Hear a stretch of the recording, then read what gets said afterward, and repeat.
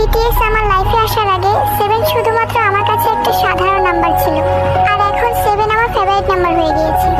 Army ওয়ার্ল্ডে আসার আগে কালার তো প্রায় সবই ভালো লাগতো, তবে এই জগতে আসার পর পার্পল আমার ফেভারিট কালার হয়ে গিয়েছে। বিটিএস আর্মি হওয়ার আগে অনলাইন ফ্রেন্ডদের উপর ভরসা ছিল না, কিন্তু বিটিএস আর্মি হওয়ার পর অনলাইন আর্মি ফ্রেন্ডস এখন আমার ফ্যামিলি হয়ে গিয়েছে।